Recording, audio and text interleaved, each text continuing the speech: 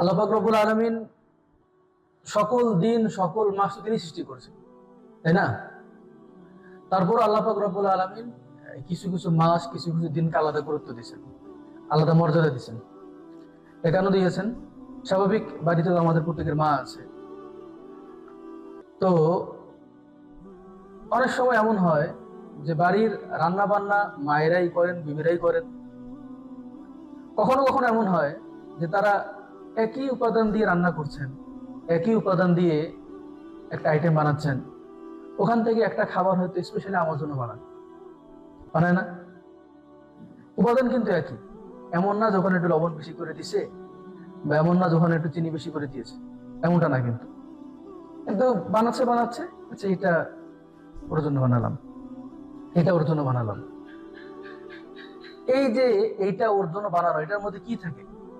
শুধু মায়ের বা বেবির একটা ভালোবাসা থাকে, একটা আবেগ থাকে, একটা গুরুত্ব লক্ষ্য থাকে, তাই না?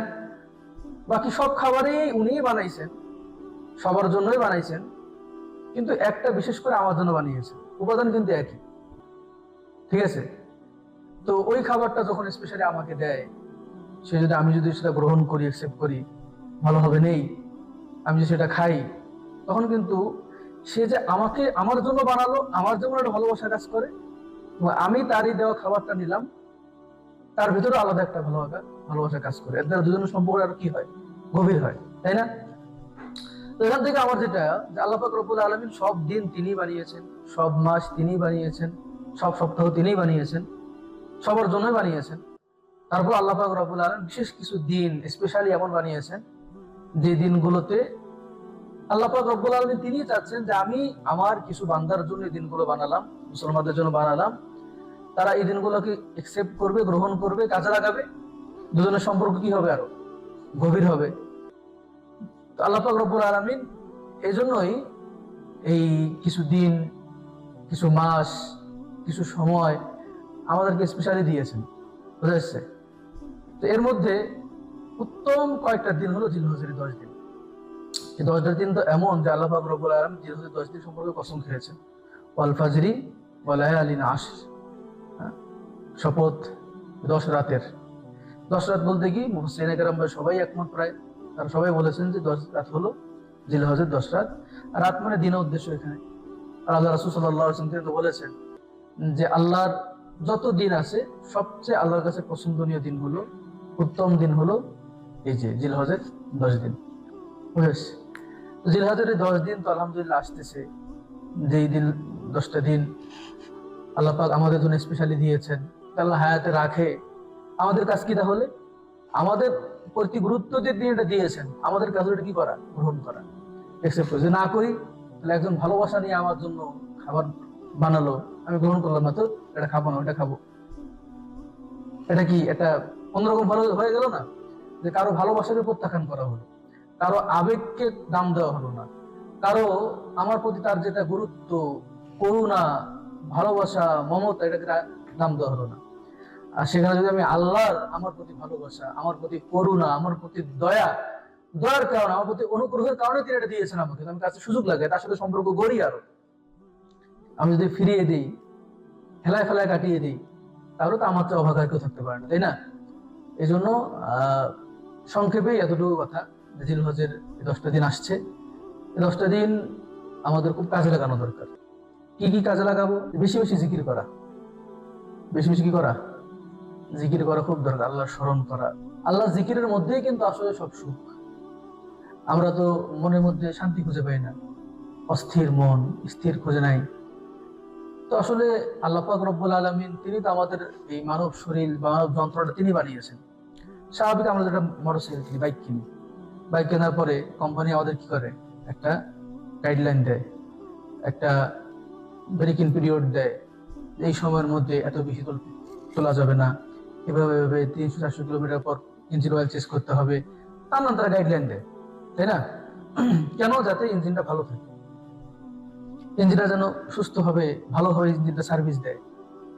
তো আল্লাহ পাক সব সব ক্ষেত্রেই যে কোনো কোম্পানি একটা প্রোডাক্ট সেল করলো, সাথে থেকে একটা গাইডলাইন দিয়ে দেয় যে এভাবে ইউজ করবে, এভাবে ইউজ করা যাবে না। কেন? যাতে জিনিসটা ভালো থাকে।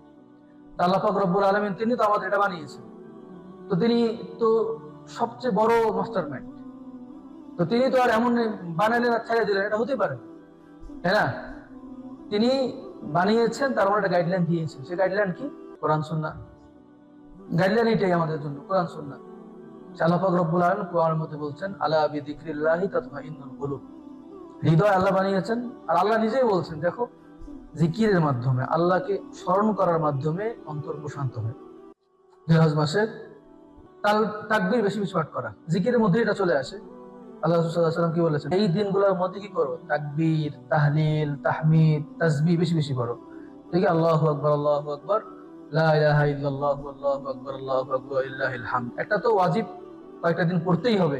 আর এটা হলো জিলহজের সবগুলো দিনেই মোটামুটি এটা পড়তে থাকা, পড়তে খুব বেশি বেশি পড়া এটা। এরপর রোজা রাখা, জিলহজ মাসে কি রাখা? রোজা রাখা। 1 তারিখ থেকে 9 তারিখ টানা 9 দিন রাখতে পারো, কোনো অসুবিধা নেই, খুব ভালো জিনিস এটা। কেন একদিন দিয়ে দুই দিন নিয়ে মারামারি? 1 তারিখ থেকে 9 দিন সব রোজা রাখো, কোনো অসুবিধা নেই, ঠিক আছে? পারলে 9 দিনই রোজা রাখার চেষ্টা করো। আর এটা হলো একটা বড় আমল, সেটা হলো মুস্তাহাব আমল। সব ফকিহ এটা বলেছেন মুস্তাহাব আমল। সেটা হলো এই যে জিলহজের চাঁদ ওঠার আগেই নখ, হাত পায়ের নখ, এরপরে হলো গোফ, এরপর চুল, শরীরের অবাঞ্ছিত লোম যেগুলো কাটার দরকার, সেগুলো জিলহজের চাঁদ ওঠার আগেই কেটে ফেলা। এবং জিলহজের চাঁদ ওঠার পর আর না কাটা, যে ব্যক্তি কোরবানি করবে সে কোরবানি করার পর এগুলো কাটা। রাসূল সাল্লাল্লাহু আলাইহি ওয়াসাল্লাম যারা কোরবানি করবেন তাদেরকে এটা করতে বলেছেন। যারা কোরবানি করবে না তারা এটা করবে কিনা? হ্যাঁ, সাহাবাদের বক্তব্য থেকে পাওয়া যায় রাসূল সাল্লাল্লাহু আলাইহি ওয়াসাল্লাম তাদেরকেও এটা করতে বলেছেন। যারা কোরবানি করবে না তারাও জিলহজের চাঁদ ওঠার আগেই নখ, গোফ, এরপরে চুল সহ অবাঞ্ছিত লোম পরিষ্কার করে ফেলবে। এরপর আর কি করবে না? জিলহজের চাঁদ ওঠার পর কাটবে না, ঈদের নামাজ পড়ে তারপরে কি করবে? এগুলো কাটবে। আল্লাহ রাসূল বলেছেন তামামুল উযহিয়া, এটা যারা কোরবানি করতে পারতেছে না তাদের কোরবানির পূর্ণতা হবে ইনশাআল্লাহ। বুঝা যাচ্ছে? এটা আমাদের আমলে আনা দরকার, এটা আমাদের সংস্কৃতি পরিণত করা দরকার। সাহাবায়ে কেরাম, তাবেঈনরা, সালাফরা তারা যাতে সন্তানদেরকে এটা করাতেন। ছোট বাচ্চা যারা ঘরে, তারা তো এগুলো বোঝে না, তাদেরকেও তারা নিজেরা এগুলো করাতেন। আগে সব কেটে দিতেন, একবারে ঈদের পরে কাটাতেন এগুলো। এটা আমাদের একটা ট্রেন্ড চালু করা দরকার, সংস্কৃতি আমাদের এটা চালু করা দরকার। আর একটা বিষয় হলো কি? ইয়াউমে আরাফার রোজা। হ্যাঁ, আল্লাহ রাসূল বলেছেন সিয়ামু ইয়াউমে আরাফা আহতাসিবু আলাল্লাহি আন ইউকাফিরা সানাতাল্লাযী ক্বাবলাহু ওয়া সানাতাল্লাযী বা'দাহু। যে আরাফার রোজা কেউ যদি রাখে তাহলে আমি আশা করি আল্লাহ তাআলা তার বিগত 1 বছর এবং সামনের 1 বছর গুনাহ খাতা মাফ করে দিবেন। এখন আরাফার রোজা রাখবো কবে, এটা নিয়ে এখন অনেক ব্যাপার স্যাপার আছে, কথাবার্তা আছে। আসলে আমার কাছে যেটা মনে হয় সেটা হলো, স্বাভাবিক মতের অমিল থাকবে সবার সাথে। আমার কাছে যেটা মনে হয় সেটা হলো মুহররমের 10 তারিখ আমরা জানি। 10 তারিখ কিন্তু আগে থেকে এত ফজিলতপূর্ণ। 10 তারিখ আসলের দিনটা আগে থেকেই এত ফজিলতপূর্ণ দিন, গুরুত্বপূর্ণ দিন। কিন্তু কিছু কিছু অঞ্চলে এটা কারবালার দিন হয়ে গেছে। কি হয়ে গেছে? কারবালার দিন হয়ে গেছে। কেন? এই দিনে একটা বড় ঘটনা ঘটছে, একটা নির্মম ঘটনা ঘটেছে। কোথায়? কারবালাতে। ইমাম হুসাইন রাদিয়াল্লাহু তাআলা আনহু তাকে নির্মমভাবে শহীদ করে দেওয়া হয়েছে, তাই না? এই দিক থেকে আমার যেটা মনে হয় যে রোজার যে ফজিলতটা, এটা জিলহজের 9 তারিখের সাথে সম্পৃক্ত। আমার যেটা মনে হয় আর কি, জিলহজের 9 তারিখের সাথে সম্পৃক্ত। যদি আরাফাত দিনের সাথে সম্পৃক্ত হতো, আরাফাত দিনে তো হাজিরা ওখানে থেকে, হাজিদের তো রোজা নেই। তো আমি 9 তারিখে তো অবশ্যই রাখবো, আমি 8 তারিখেও রাখবো, অসুবিধা কি? 9 তারিখে তো অবশ্যই রাখবো, 8 তারিখেও আমি রোজা যদি 8 তারিখে রাখি 9 তারিখেও রাখবো, ইনশাআল্লাহ আমার সব আমি পাবো। আল্লাহ তাআলা আমার বিগত 1 বছর সামনের 1 বছর গুনাহ খাতা মাফ করে দিবেন। 10 তারিখে তো কোরবানির আমলটা করা আল্লাহ তাআলার কাছে 10 তারিখে সবচেয়ে পছন্দের আমল কি? এটা উদ্দাম রক্ত প্রবাহিত করা। 10 তারিখে সবচেয়ে বড় আমল, এটা পছন্দনীয় আমল আল্লাহর কাছে। আর হলো তাকবীরে তাশরিকের আমল। আইয়ামে তাশরিকে যে তাকবীরটা বলা হয়, এইটা আমল। সেটা কি? 9 তারিখ ফজর থেকে 13 তারিখ আসর পর্যন্ত। 9 তারিখ ফজর থেকে 13 তারিখ আসর পর্যন্ত এই 5 দিন প্রত্যেক নামাজের পরে আমি কাজা পড়ি বা আদায় পড়ি। প্রত্যেক নামাজের পর পুরুষ মানুষ উচ্চ স্বরে আর মেয়ে মানুষ নিচু স্বরে আল্লাহু আকবার, আল্লাহু আকবার, লা ইলাহা ইল্লাল্লাহু, আল্লাহু আকবার, আল্লাহু আকবার, ওয়া লিল্লাহিল হামদ পড়বে। বুঝেছে? অনেক সময় যদি মনে না থাকে ইমাম সাহেবের, আমি জোরে করে ইমাম সাহেবকে মনে করায় দেব। ইমাম সাহেব মনে নাও থাকতে পারে, আমি মনে করায় দেব। অনেক সময় আবার 3বার পড়া জরুরি মনে করি না, 3বার পড়া জরুরি না, একবার পড়াই জরুরি। কেউ 3বার পড়তে চাইলে পড়তে পারে, কোনো অসুবিধা নেই। তো এই হলো জিলহজ মাসের মোটামুটি গুরুত্বপূর্ণ কিছু আমল। সবচেয়ে বড় আমল হলো ভালো কাজ করা এবং খারাপ কাজ থেকে বিরত থাকা। গুরুত্বপূর্ণ যে কাজ সময় যদি আমি খারাপ কাজ করি, তো খুব বড় বেয়াদবি হয়ে গেল। এই জন্য ভালো কাজ যেমন করতে হবে, খারাপ কাজ থেকে করতে হবে, বিরত থাকতে হবে।